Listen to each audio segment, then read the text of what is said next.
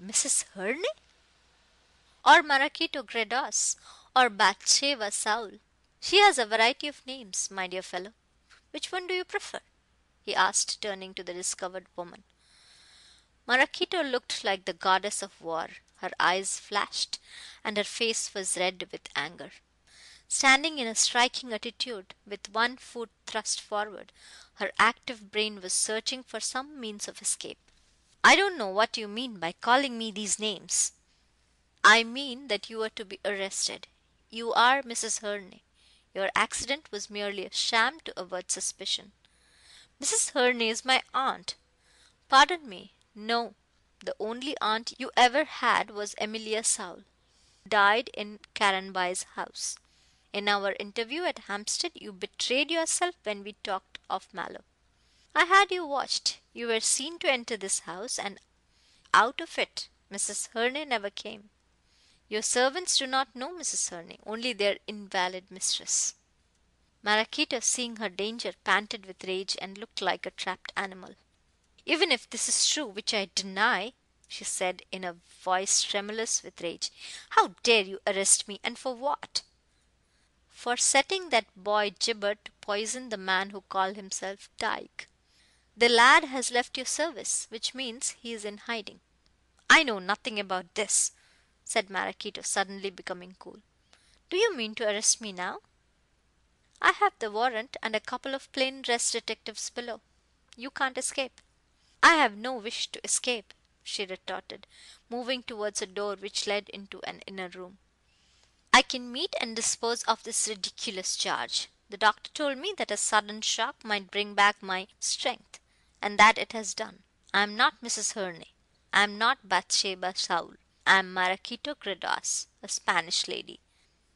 "Who doesn't know her own language," said Jennings. "I pass over your insults," said the woman with dignity. "But as you intend to take me away, will you please let me enter my bedroom to change my dress?" Jennings drew aside and permitted her to pass. "I am not afraid you will escape," he said politely. "If you attempt to leave you will fall into the hands of my men. They watch every door." Maraquito winced, and with a last look at the astounded Mallow, passed into the room. When she shut the door, Mallow looked at Jennings. "I don't know what all this means," he said. "I have told you," replied Jennings rather impatiently. "The letter I sent you was to bring you here. The struggle was a feigned one on my side to make Maraquito defend you. I knew she would never let you be worsted if she could help.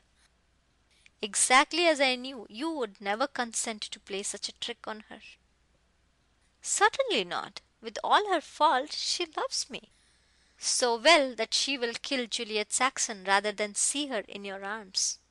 Don't frown, Mallow. Maraquito is a dangerous woman, and it is time she was laid by the heels. You don't know what I have found out." "Have you learned who killed Miss Loach?" "No, but I am on the way to learn it. I'll tell you everything another time. Meanwhile I must get this woman safely locked up." "Confound her, she's a long time." "She may have escaped," said Mallow as Jennings knocked at the door. "I don't see how she can. There are men at the front door and at the secret entrance she used to enter as Mrs. Hurney." He knocked again, but there was no reply. Finally Jennings grew exasperated and tried to open the door. It was locked. "I believe she is escaping," he said. "Help me, Mallow."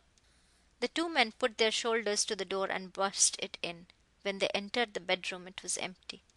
There was no sign of Maraquito anywhere, and no sign either of how she had managed to evade the law. End of chapter 21. Recording by Red Abras.